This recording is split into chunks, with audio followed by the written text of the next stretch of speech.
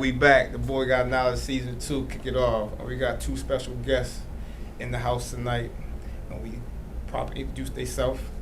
So I'm Lisa Harris-Jones with Harris-Jones Malone. And I'm Robert Harrington with R.E Harrington and Sons Plumbing and Heating. All right. Can y'all actually break down what y'all kind of do as far as like what y'all practice and what y'all actually do for the community?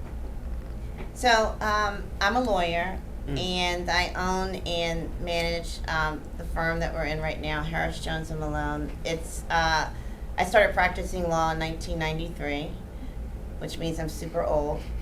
I started out doing transactional work at a firm here in Baltimore, and the firm that I worked with, Kurt Schmoke, was the mayor at the time, and one of the partners with that firm was a guy named Larry Gibson, who is well known in politics here in Baltimore.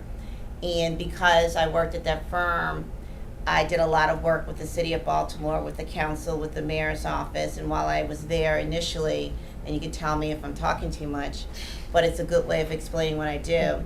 While I, came to the firm to do transactional initial public offerings, with, securities related work, I developed a practice in City Hall doing, at the time, fixing people's problems.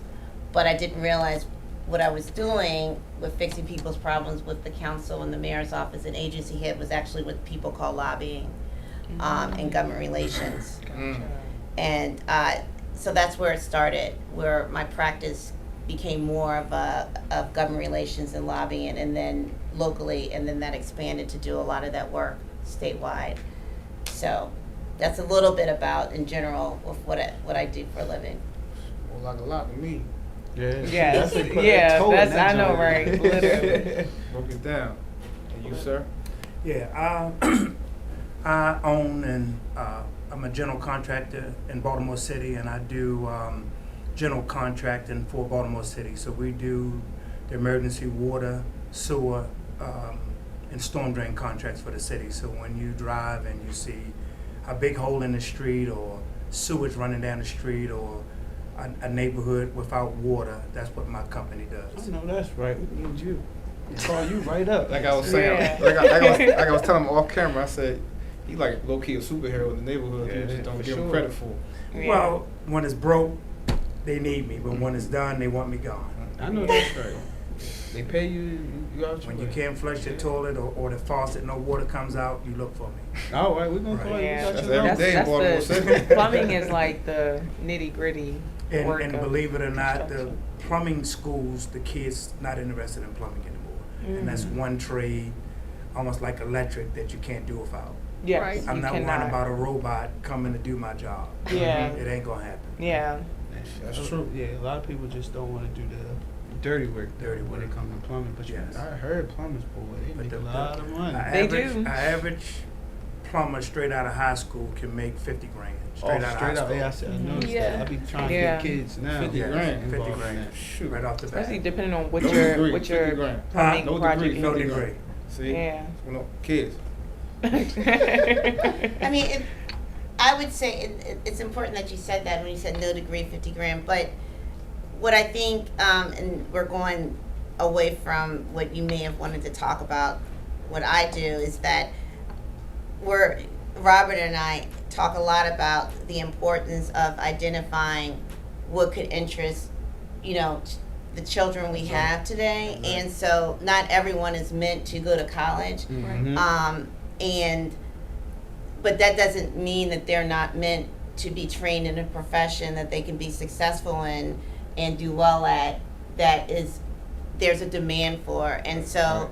going back to what I do as an attorney and as a lobbyist, some of my clients, one of which I work a lot with Robert on, is I represent the Maryland Minority Contractors Association, which is made up more of the building trade related contractors, minority and women owned. And they do very, very well with respect to, like, you don't have to have that degree, but if you can learn a trade, be patient at it, work at it, and maybe on the back end, if you were to get a degree, in business and management, and understand that. But if that's not your, what you're strong at, hire the right people that can do that part. You can be very successful. But, there's kids that will do well in college, and that's what they're meant to do. But then there's kids that are super, my son, I think, it falls in that category, good with their hands, good with their mind, good with math, and just are better in the technical fields. And there's colleges for that too. But understanding where you fit. And so I think that's important. Again, I'm going off subject. No, that's perfect. It's interesting that you brought up the point that like kids, I'm gonna preface it first. So I feel like my age group now, because I'm like 24, 25 age group, are starting to realize that, everybody isn't meant to go to college. But you mentioned earlier how like the kids now, like they don't want to get into these technical roles. So like, why is it that you feel like kids really aren't feeling the technical roles like plumbing or electrician and things like that? Well, again, I think it's a generational shift. And when I was younger, our parents made sure that we did something. You just couldn't stay home and play video games and sit in the bed all day. We physically had to get into something. And even in schools, when we grew up, they had trade schools, cooking, sewing. Why are you pointing at me? Cooking, sewing, sports. Everybody had to play sports, and I played sports. But when I was going to high school, I played 3 sports.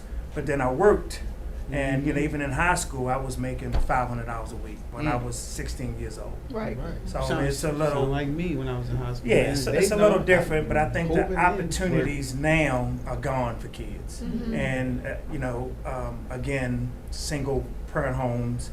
The mother's out working all day and the kids are home raising themselves, so it's not a lot of guidance. And the Baltimore City schools, has dropped. And we don't have the older teachers that we had, the truant officers. Like if I Hook School, you would see a truant officer chasing us back into the building. Or the parents next door, if you came home, somebody would say, what you doing out of school? And when I grew up, I went to Catholic school before I went to public school. And back then, our parents gave permission to the nuns to whip y'all. to whip you. My And parents I were the got a same beating way. every day, 2 beatings. The nun and when I got home. Right. And then, so back then it was a little bit more strict than right now. Definitely. No, it's I think when you hit the statement you said as far as like the generation shift. Yeah. So I want to talk more about that as far as like when did you start to notice the generation shift? Because I know like we consider the new generation, but it's going to be another generation after us. So we kind of picked up on some of the traits that you had, like going outside. Like I know when I was growing up, we had to be out the house by 8 o'clock in the morning. We couldn't come back until the like street lights came turn on. my face on. now no more. They'll play the games all day. Sit there. They'll be on locked their computers, and I feel like they'd be programmed. I mean, TV programming. So Well, when we came up, we had structure. So There you go. we had chores to do, homework time, whatever little bit of playtime we had, and it was time to go to bed. And back then, we didn't have 24-hour TV. We had 4 channels, and the TV went off at 11 o'clock. Wasn't no more TV. Now our TV went off at. I'm talking I about. had to go to bed. The TV went off. No, nothing on TV. like the TV would be on, but it would be black. The flag would come out. Yeah. So we didn't have 24-hour And then cable. they would say it's 11 o'clock. Right. You know where your And children then are. most kids didn't have a TV in their room. They might have had a TV in the living room or the basement. Yeah. So we had to go to bed. And then we got up in the morning. But now the kids got their own schedule. Yeah. They go to bed. If they don't want to go to school, they don't go to Go school. to school, yeah, that's a fact. And now you can't discipline a kid like we got disciplined. Not no more. Yeah, you gotta switch it up. So I can get arrested if I hit my child. My child physically can call the police and they arrest me.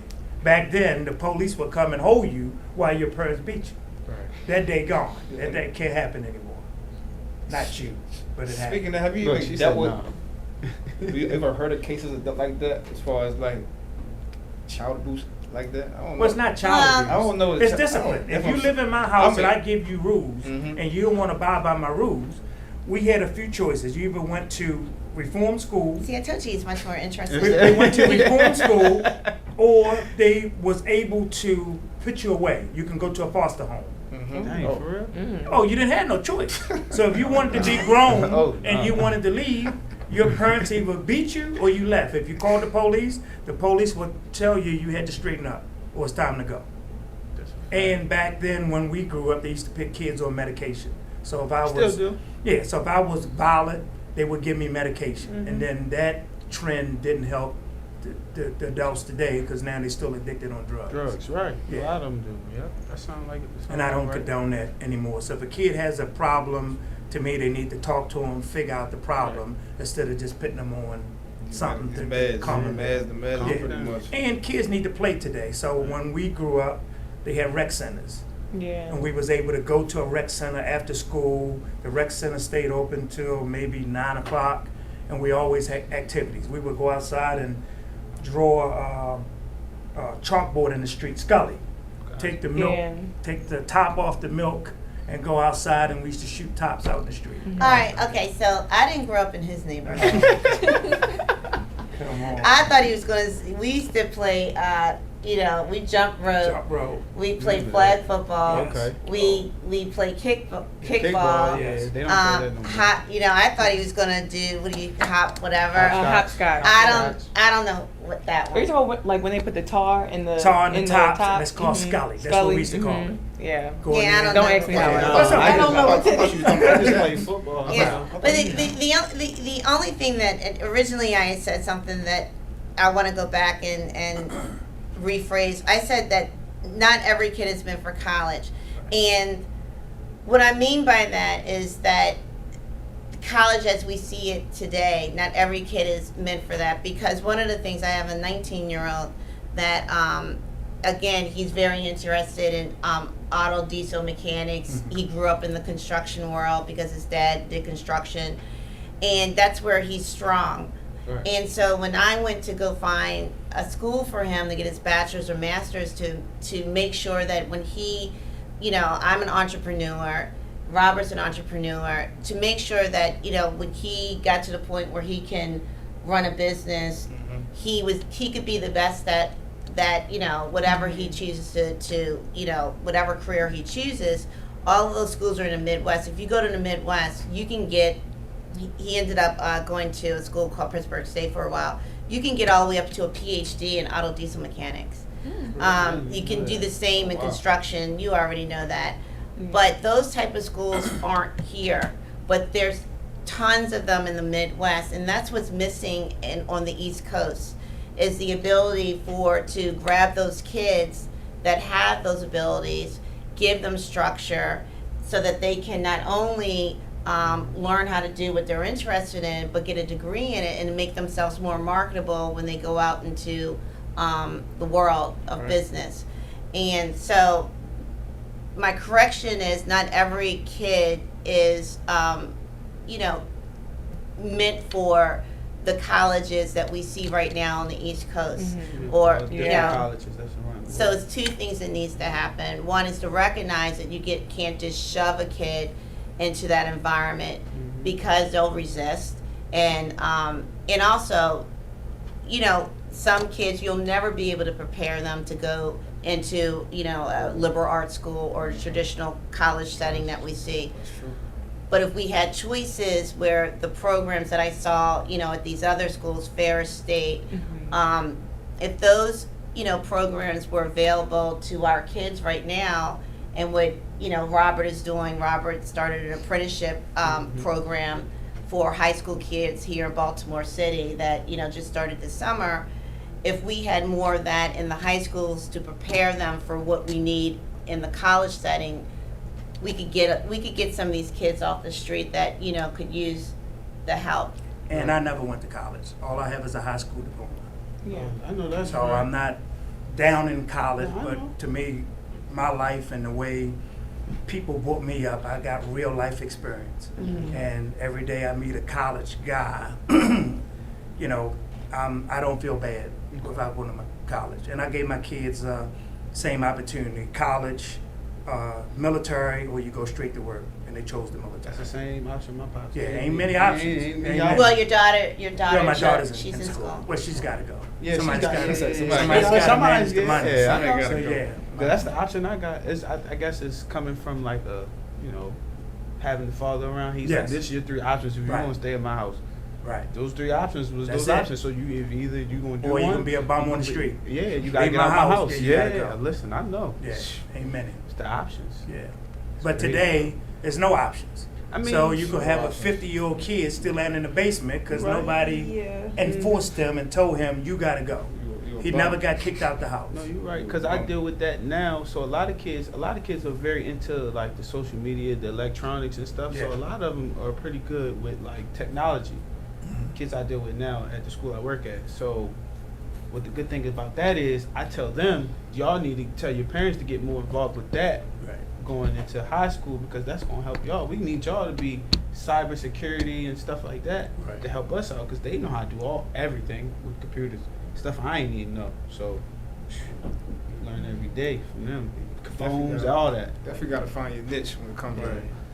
So I have a question. Is entrepreneurship in one of those 3 options? I know that there's like a transition into entrepreneurship, but do you support that as well, like directly out of that space? Coming out of high school and resources. So let me back up. So if you have a single parent house and resources are limited, it's kind of hard to go out and say I need $30,000 or $20,000. Yeah. It's hard to go to the bank to get any money. So to me, from the ground up, going to work for somebody, learning the ins and outs of the business, finding a mentor Building to ask questions, figure out what type of business you want to do, learn how to do business the correct way, because you got different ways to do business, and sometimes our people take shortcuts, and we all have, but if you want to really get out and really make money, you're going to have to struggle, you're going to have to fail a few times, For sure. and to really make money, you really going to have to make a lot of sacrifices, and I made a lot. So you're going to have to give up the partying, the clothes, the jewelry, the women, the vacations, and you're going to have to grind So they come until later you get on to in that life. next level. And once you make the money, then they're not going to. It's interesting that you asked that question, because it goes back to someone asked the question, maybe it was you, like what's going on with this generation, and my response to your question, because you said your question was like, how do you be, the third would be to decide to be an entrepreneur. And what I find in my profession as a lawyer, and think about it, when I go out to hire, I'm looking for someone that's already been in law, that's done undergrad, they're in law school, they passed the bar. Right. What I found with the generation that's coming up right now, your age group, is the lack of patience. Yes. So my that goodness. instant gratification. That is something that I'm sure we all are working on. Yeah, Like, it's a lack of patience and a lack of ability to know that what you don't know, and to be patient enough to allow people to teach you what you don't know. And so I've had, and it is not unique to black, white, purple, green. There's a uniqueness to this new generation, and I would say, and my business partner, my husband, he says to me, stop stereotyping, stop putting people in a box. But there is a consistency where, they'll come in, they want to make a ton of money, but they're not worth a ton of money. Right. And so, you are worth to me the value of what you bring to the firm. Yes. As well as what you can bring into the firm, and so I try to teach young lawyers to be patient, because you've got to learn the profession. I didn't pop up and all of a sudden I knew everything. I had to. That's why you call it practicing law. It took time. So you said 93, like. Yeah, I graduated from law school in 1993. So and I opened my practice up in 2000. But your journey started after law school, so that's like 93, 2003, 2013. We're almost coming up on 2023. And exactly, and the fact that you started to give out mentorship. We just talked about it. You was giving out, so even though you was criticized, you was kind of humble on them. You was basically mentoring them at the same time. So, but we gotta be right back. All day, you say that you love me, is it true?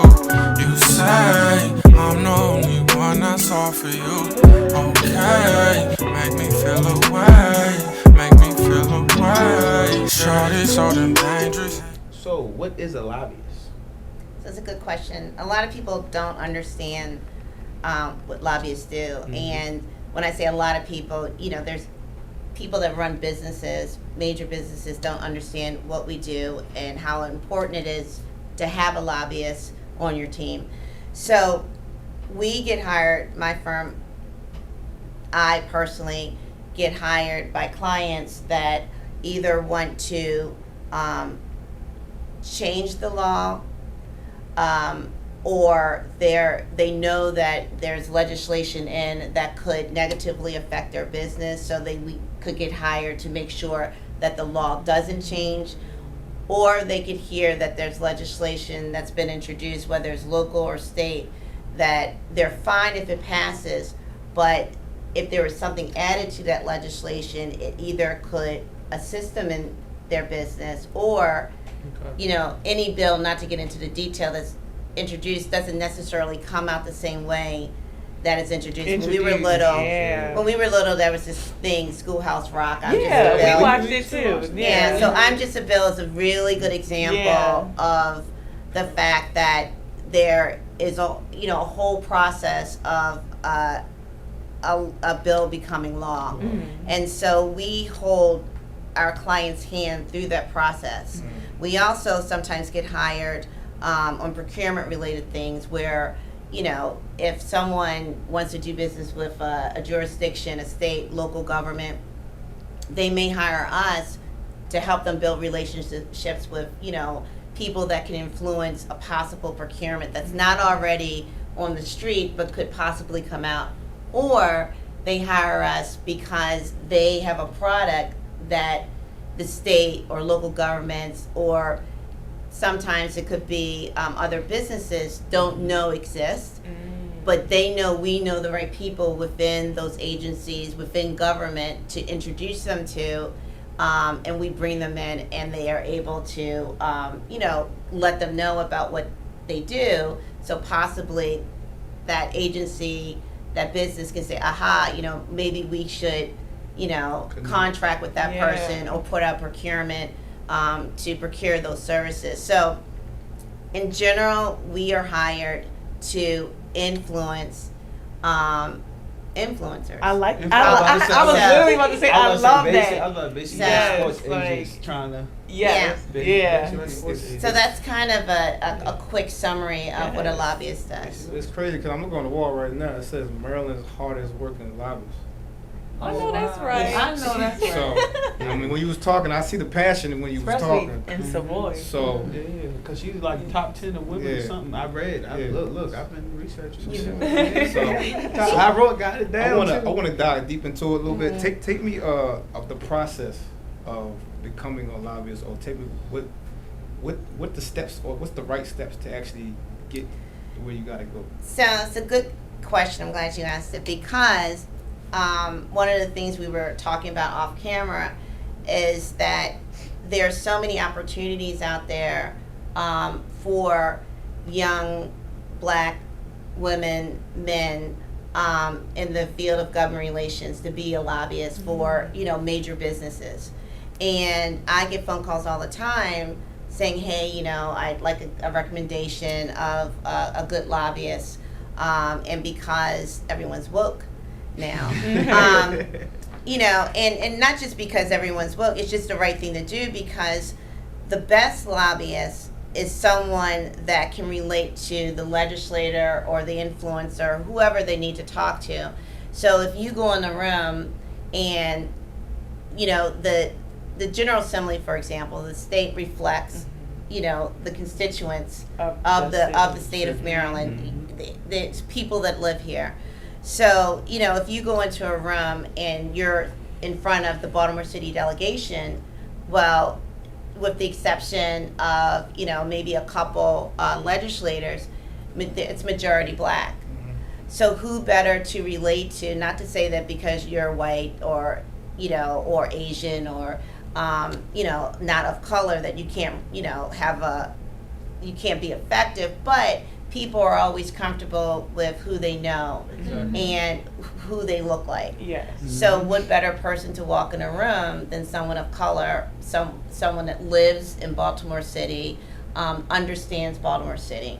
And what I find right now is that because people don't know what we do, they're not, pursuing the career. All right, I didn't answer your question. How do you become a lobbyist? Yeah. So I'm just listening. I'm like, Yeah, I know, right? If I had a Several notepad, I'll be notes, saying, like I'm in because college. that is- So there's a couple ways. There are people that land in the profession because they worked in government, and working in government, they understood.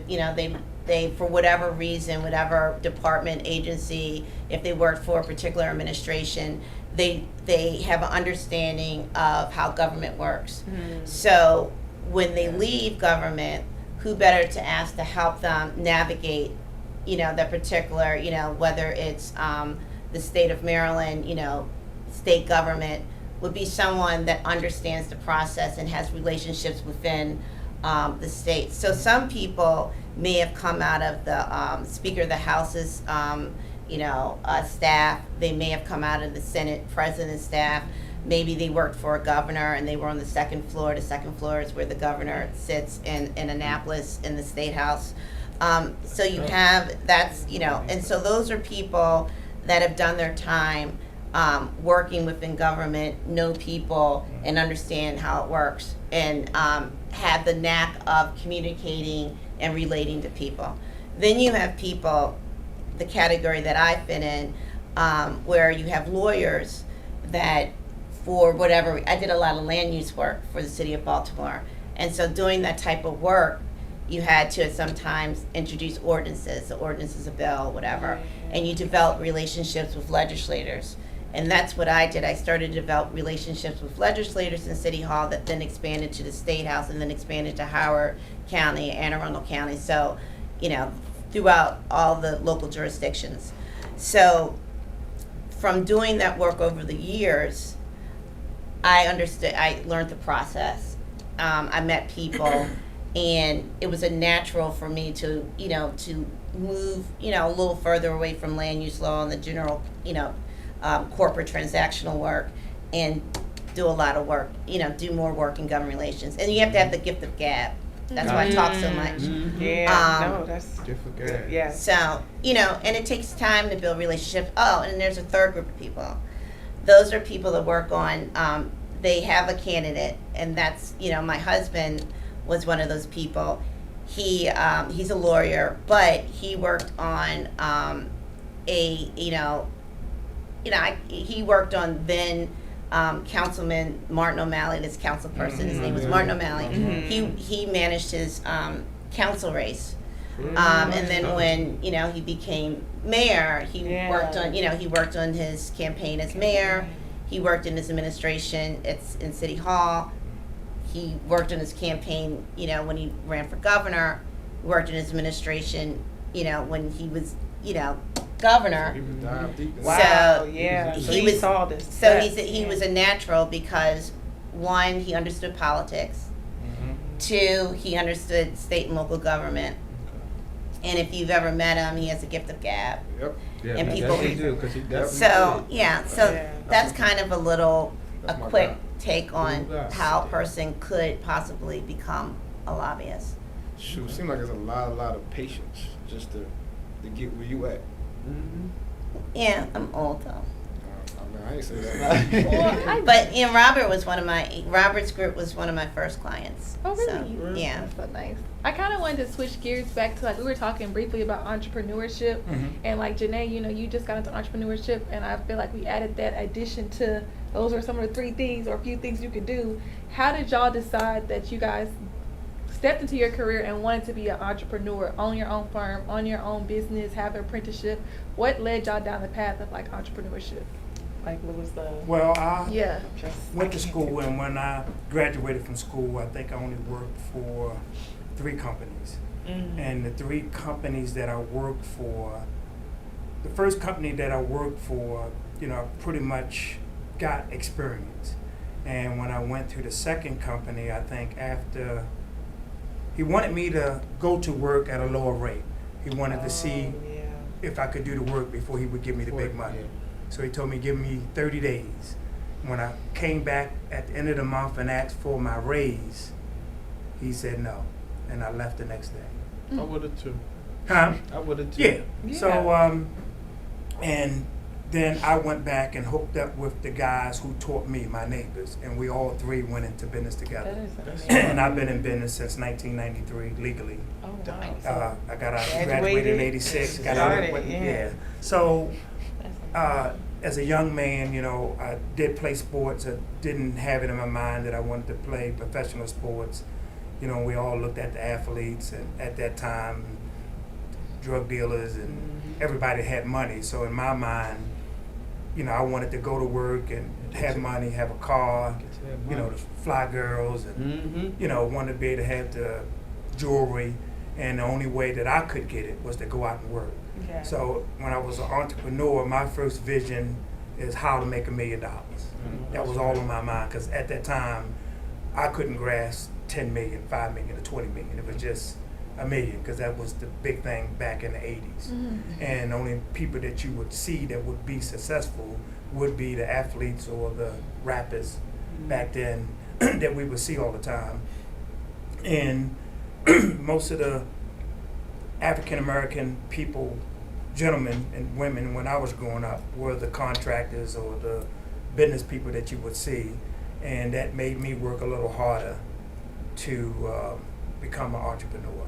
And the two guys that I went into business with, it came to we worked together for about maybe 10 years, 12 years, and they were a little older than me, and they had really hit the ceiling, per se, and I wanted to go further. Right. And at that time, it was a three-way split, and I just had it in my mind, I'm gonna leave, take my one truck, Yeah. a few dollars I got in my pocket, my bucket full of tools, and I'm gonna go out and I'm gonna make this happen. And when one thing that the older gentleman taught me, everybody that came in my life and gave me the knowledge that I have today, when I first hooked up with him, first question that I asked, how much are you going to pay me? And they said, what do you know? And I said, nothing. He said, oh, that's what I'm going to pay you. So I ended up going to work for free. And what he told me, once you get the knowledge, you can name your price. And when you're young, you don't understand that. You just know, I want to make whatever it was at A the lot of time. money. And when I Yeah. started working like Lisa, when I was 15 and a half, I think minimum wage was $3.35 an hour. And that's what we made. So during the Wow.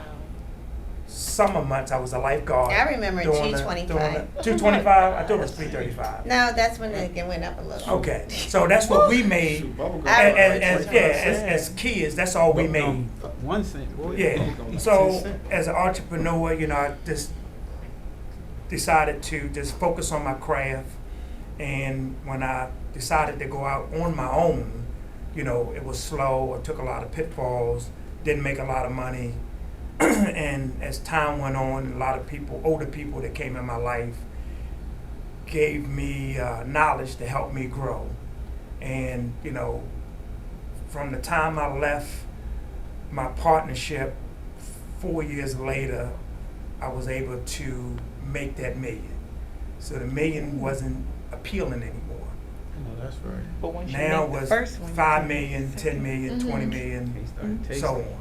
So once I got the $1 million and I knew I was able to make it, then, you know, the next few Start climbing tiers that started ladder. coming Yeah. up. Start Right. climbing that Yeah, ladder. so, and then I came up with a bunch of other plumbers, the guys that I went to school with, and we all took a different path, you know.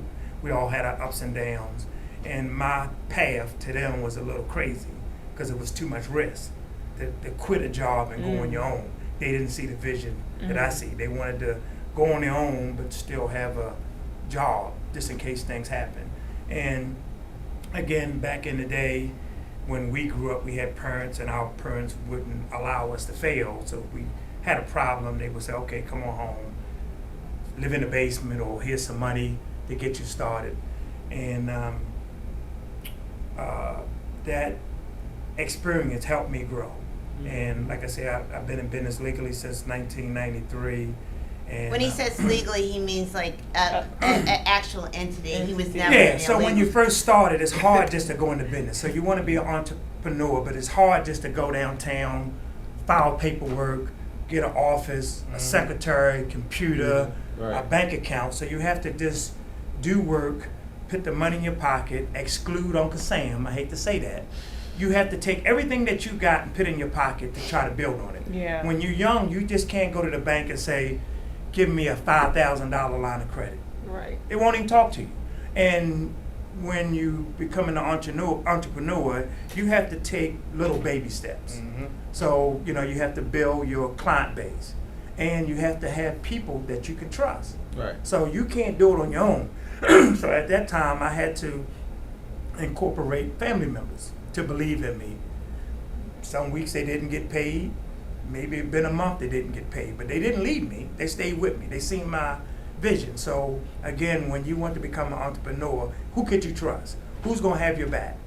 And it can't be about money. If it's about money, it won't work. Right. Even if you're married or you have a partner and things are slow, your partner gonna have to pull up the slack. I didn't get paid this month. The check didn't come through, or the client just disappeared on me. So you're gonna take some losses, but to me that makes you stronger. And on the side note, I help. The city has a program, and I've been in their program for like 4 years. And the city has a program where we teach entrepreneurs. So you have new contractors that's coming to the city, and it's a cohort of contractors that we give our time to the city once a year. It's like a 10-week course, and we teach new people how to do business with the city, give them advice, and just kind of hold their hand so they won't make the pitfalls that we made.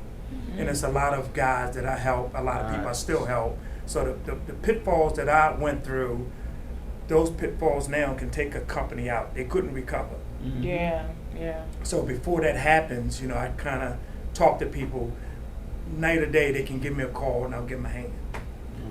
But to me, I couldn't go to work for anybody at this point. But you learned that at an early age, don't you? Yeah, and back then, the older generation, the neighborhood, kind of took the young kids. If he was willing to learn, they would say, okay, come on. No questions asked. Go ask your mother, get permission. If you can go, come on, let's go. And most of the people that came up in our generation, we had some people that went astray. We all kind of went astray, but we was able to get back on track and see the bigger picture. And again, when I grew up, some of our friends went to the NFL. Some of them, went to Atlanta, LA, and they did some big things. And to me, I was born and raised here in Baltimore, and I couldn't see myself just leaving. I just wanted to stay and take care. Take care of home. Right. And again, today, looking back, would I change anything? I don't think so. I wouldn't change anything. No, what you just did. I know, right? Your testimony alone. Yeah, Right. I'll definitely have to And come. again, it's a good feeling, to go to a bank and write $1 million check and the check don't bounce. Man, It's a That's good right. feeling to go to a dealership and say, I want 10 trucks, and the man say, what color? Yeah, what color? Not.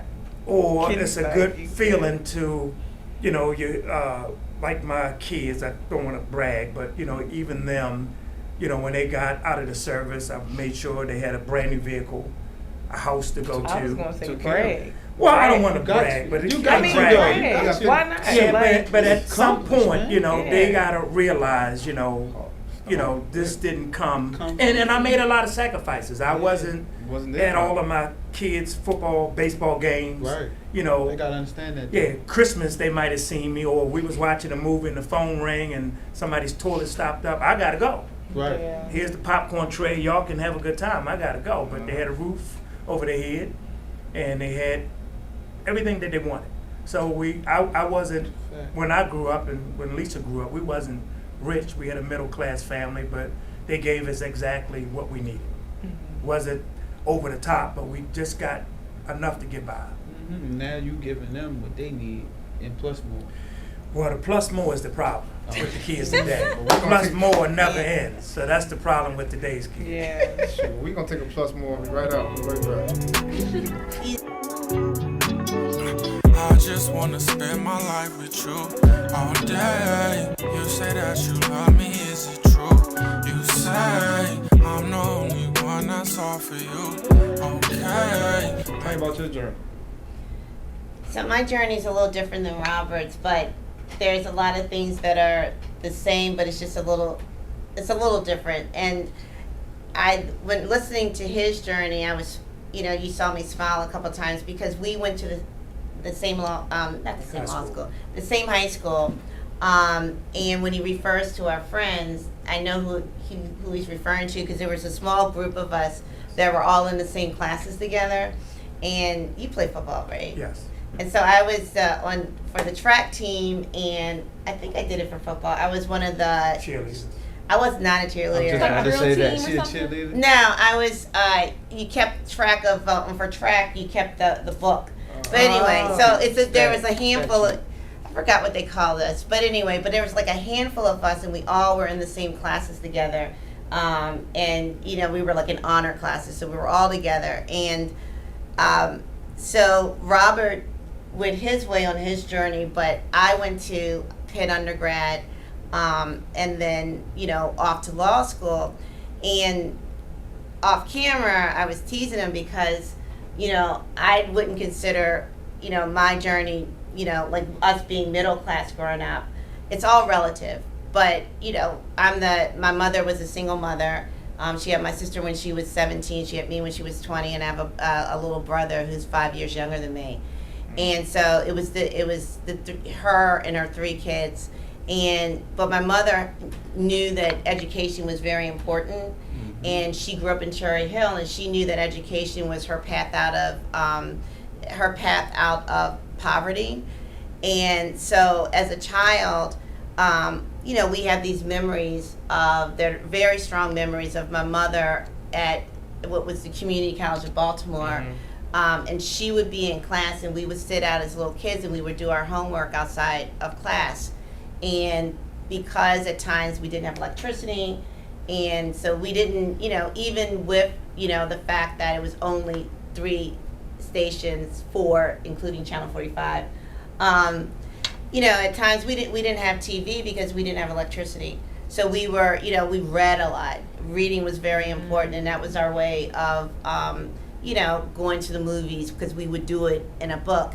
So my mother said, it was very important for us to get an education. And so, all my life I knew I got to get this degree. It's a different path. I needed to go to college, and I originally wanted to be a biomedical engineer. Oh, wow. That didn't work out. I walked into organic and I walked out. Yeah, Orgo. So, I went to Pitt. I got into American for law school. My sister went to American for law school. Wow. Because again, my mother thought it was important. My sister's a lawyer and she's done well. My brother went to Temple. But we, because we watched our mother get her AA degree, then we watched her get her bachelor's degree. Then we watched her go to Hopkins and get her master's.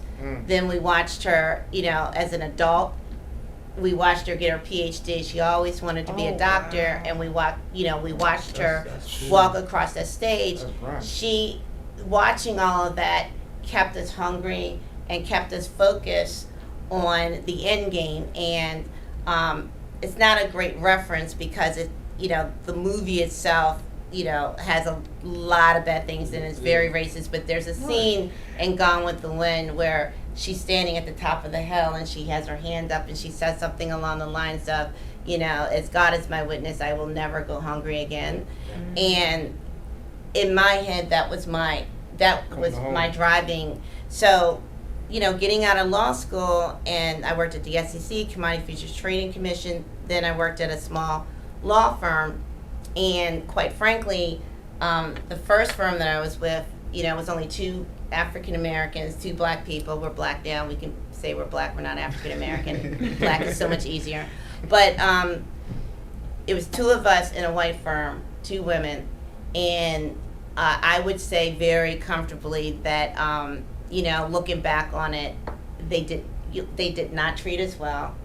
I was treated very differently than my white colleagues. I have a memory of a white woman coming in.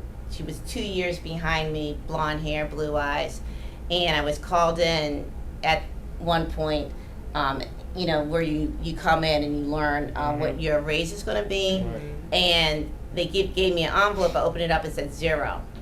Oh, wow. And this is after a year in big law firms where you have to bill hours, where I put in like 22-hour year. I always worked on Sundays. I worked, you always beat the partner there. You never left before the partner. And it was back in the day where we didn't have, internet. So you worked until FedEx, meaning that, FedEx closed at 9. So you had to get the documents down to FedEx by 9. But they also had, but anyway, we worked long hours. Oh, wow. And it said 0. And I said, what did I do wrong? And the partner said, you need to learn how to talk and dress more like her. What? You're the younger colleague. Younger white colleague. Mm-hmm. Yeah. And I was like, so what did I have to do? I had to work in that environment because, one, I had student loans to pay. I had bills to pay. And I knew that I wanted to learn the profession, learn my craft. And I was at one of the better law firms. And where was I going to go? So I couldn't, leave and, say, cause a drama at the time. I couldn't, I'm stuck. So I worked very hard. I put in my hours. I held my breath because there wasn't the support that we kind of have now. And then I left that firm and I went to a firm that treated me much better. And I still stayed there and worked on my craft. Started to build a book of clients.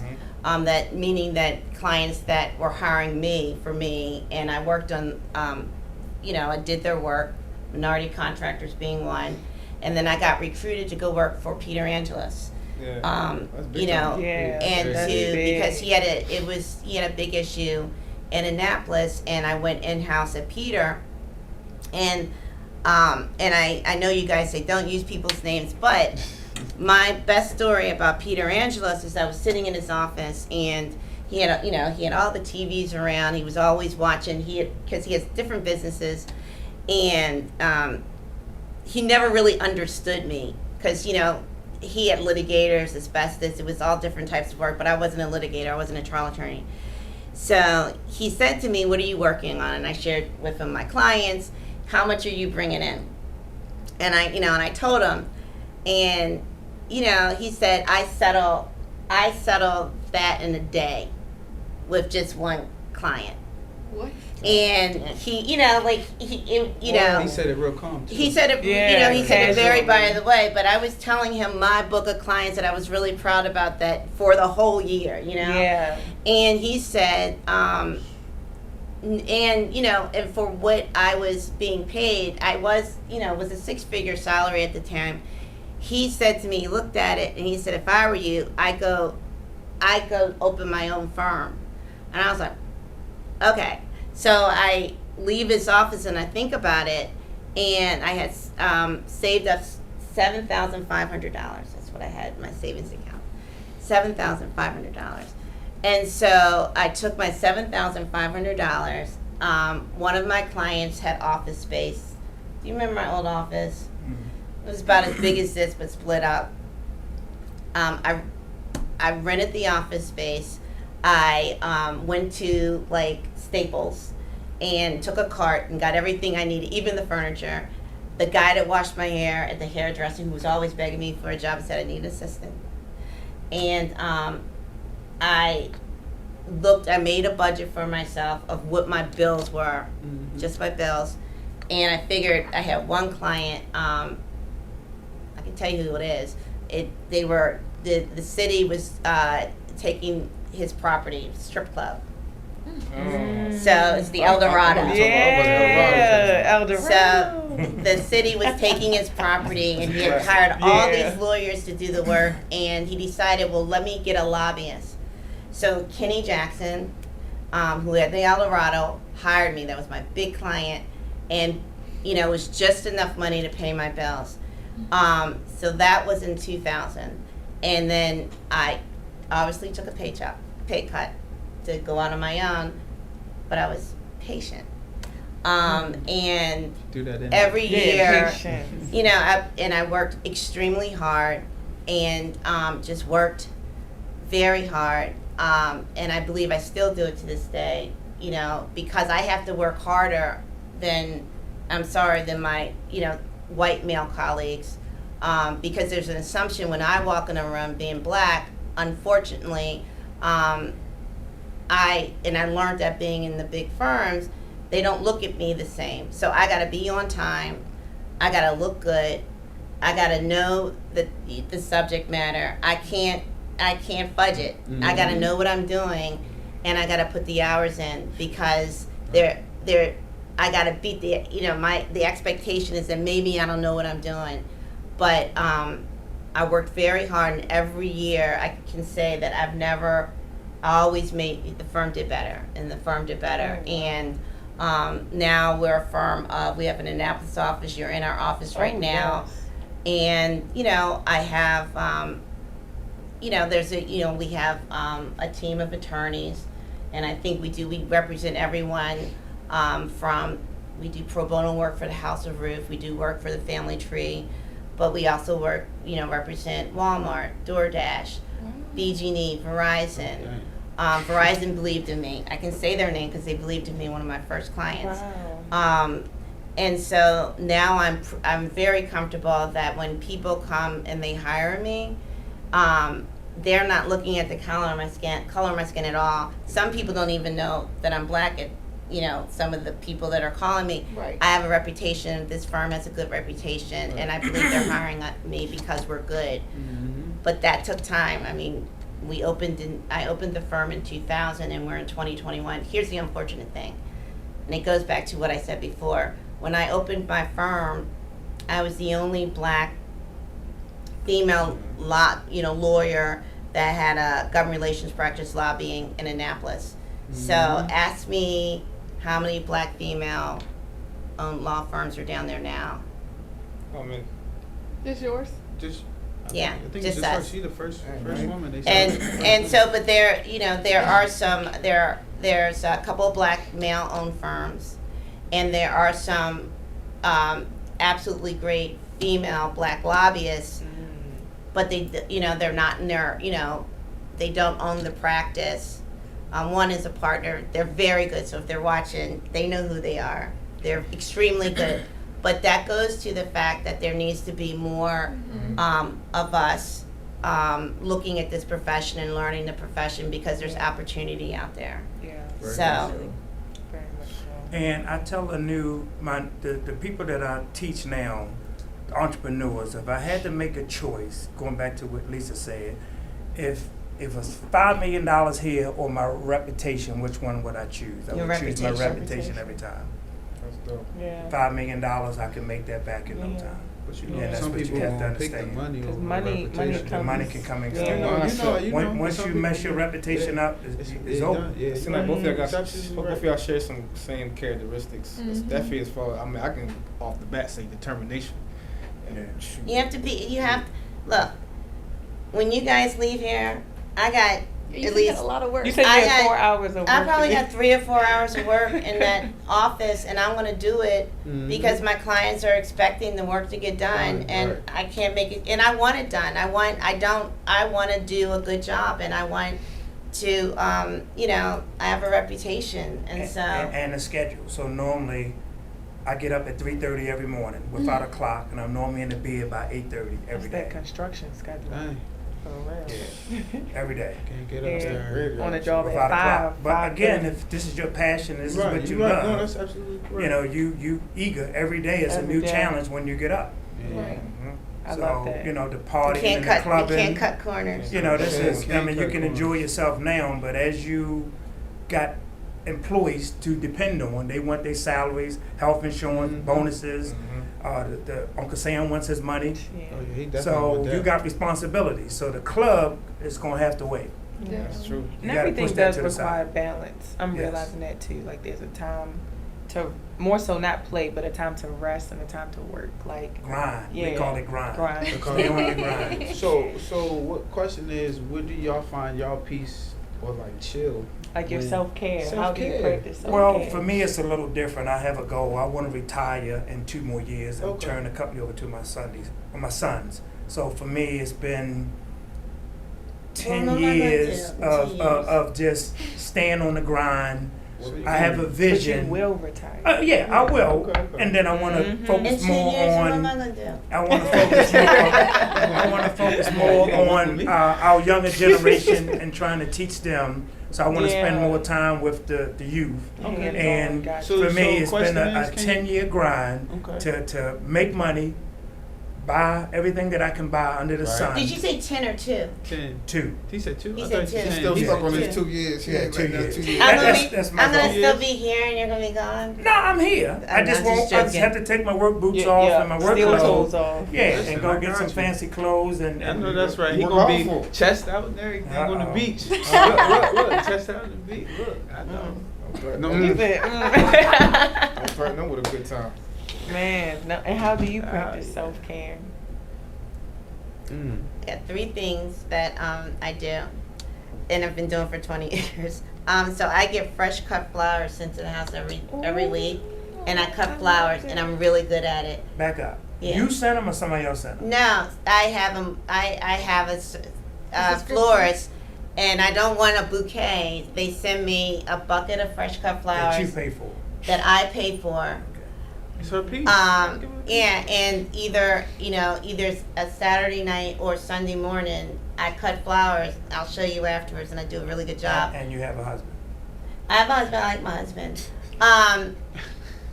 Yeah, but I'm just saying that's one of my ways of relaxing. Mm-hmm. My other way is I love Dateline. So Ooh. I watch Dateline, and Dateline is a good show. Yeah. Yeah. I ain't never heard of that show. Really? yeah, and I work out. I know that's Yeah. right. That's okay. So And between I do a working lot out, of I do a lot of collecting, which is a little bit expensive. So I collect stuff from all around the world. Oh, that's Like Objects what? that you can't find. Like what? So Give me we an have He likes military we have stuff. I buy a lot of guns, Okay. jewelry. I bought but they're not. It's not like guns. It's like antique stuff. and like a Yeah. cannon, like Yeah, jewelry, clothes. I did buy Obama cheers. His Obama, the presidential Cheers. cheers. Him and Biden's cheers. Oh, you got I money. did. I know that's Not money. Right, 'cause I'm like, wait, No, what? 'cause I wouldn't even think Thought to about grabbing want mine, to too. grab those. Like, Yeah, and I spent a lot of money on my wardrobe. I haven't had time to fully execute it yet, but Oh, when, it's I, when I cool. It's retire, it's coming out It's in 2 coming out. years. When I have retire. I have a Prada addiction. I was in Vogue too. Come Oh, on, man. yes. That's right. I'll I show know it that's to you right. afterwards. Come on, Yeah. Prada You know that, addiction. did you? No, I Prada haven't addiction. seen that. I'll show it to you. But they don't notice when Wow. she got on her weight. Like, right, hella No, that's never real. Yeah, did. you peep. You peep. That's I real. peep. So, Yeah. She get yeah. rich though. I know. Nobody That's else do real. that. Low key though. No, very low key. the flowers is That a good bitch ain't in self-care, on the though. wall. Yeah, I Why like you it. I got like that? the Because vibe. I just started buying flowers for myself. You too, buy so. flowers for yourself. You ain't got that lady person body. No, I don't. I know that's But right. Which flowers sometimes make it comes me different for yourself. Yeah, it's different. Look, You I'm can't have a wait. man You can't also. wait for somebody else you to can't. buy your No, flowers. mm-mm. I think you have an opposition to this. no, it's no okay. With So me, you buy your wife flowers? I'm not married. Oh, I'm my still bad. single. Oh, Never been that's married. Single before. and ready to mingle. Y'all Yeah, hate never man. been married. Well, But I never. mean, if I had a wife, I guess I would get a subscription and pay for the flowers. I guess if that's the right term for it. I don't like. Well, that would be for your wife. I like the idea that I can pay for my own Oh, flowers. I know that's right. You do it. Yeah. Boss lady. Boss lady. Yeah. Okay. Boss lady. Yes. Okay. That's how you Sure. gotta keep it coming. You buy flowers for men too? If Chocolate. who I don't She know said anybody who? that Just asking. I don't know. I guess I Do could. women give flowers to men? I No. don't No. like flowers. So what I did don't y'all I buy? don't want that. For men? I've never really had to buy a gift, so I don't So know. y'all don't Yeah. buy gifts? Y'all don't No, buy we gifts? buy my See what I my mean? husband collects You watches. see what I mean? Like, yeah, stuff the like shift that. in generations, we don't get that. Not You for don't- You No, don't we get don't get none naked. of Like, that. oh, Do I the- know what we do. We What? might like. Do Don't what? get nothing. Not saying that we do this, but in the equal exchange of like over They time. send money through not, Venmo. Oh no. Whoa. That's You what don't that's do what the that. men's You do don't even do that. nowadays. Yeah, that's We what do the that. men do. But not up front, but like I don't we might know. I don't- treat how her to would I know? dinner or something like say you know. if I was somebody like yo, I'll send money through like Cash App or Venmo, say treat yourself or like nails on me, something like So that. most men that's in my generation, if I'm with a female, whether Right. I'm with her or not, they never pay for anything. Well, Nothing. I wish you Man, would I know your y'all money, heard that. your money is no good with I'm me. just, well, that's how I grew up too. I'm saying, Yeah, I'm no good. I look at the same way. And I don't take gifts from women. You don't? Well, it's not an equal balance. So my gift and her gift, Good gift is off I the top. get socks and she might get the diamond The ring. diamond, you Just- ready? Well, I Listen, mean, listen, listen. it's not Women, like- you sound like you're in the 1800s. But there are women that can. I guess it's. I don't know. You just sound kind of. I don't take gifts. Okay, that's fine. But So, why but did I you say? would get But mad why 'cause did the you gifts be say phony, she, the a gifts woman be would give you phony, that's socks? why. Like, Well, normally, I like the stuff that I can use every day, so they kind of know what to buy. I got But it. they So they're wouldn't, going off, to do they something. wouldn't off the cuff say, okay, let's go get a Mercedes. Here's your Mercedes. You give women Mercedes? No, I didn't say that. Oh. What I'm saying, what would you, I'm about to say, what would you buy a man? Shoot. So if you had a friend, If you would don't you go got a out No, and buy well, him? I do. I have a husband. Would you go buy him a car? If you want, if Not that was, wanted it. If you liked it and you said, I want to see my husband in that car, yeah, would you go buy it? Yeah. Okay, that's good then. I love But that. the, I love but the that. younger generation, Where Not energy doing at? that at all. No, but Yeah, with I- kids, you gotta I put would, your I would groundwork in. actually You gotta do put your that though, groundwork in to like get that. for my husband, yes, Yeah. like I hear especially you. if I got the all right, money. but you date and And you I- have friends. Oh yeah, no, not that. They don't get nothing. No. Like They we get might go out that's to it. eat dinner. Dinner, You that's know, it. it That's might be that's yeah. free almost. Basically, You feel me? but I get where you coming from. Yeah, it's basically I'm with free. him, yo. Yeah, Sound no, good. I totally get where you coming He come from. back for the next episode. Right. He come Look. back for the next one. You adopt because I need. You said I need a father. Stepdaddy. Look, before we get off in too much of a tangent, we gonna wrap up this episode. We want to thank our special, lovely guests, and y'all check out the next episode.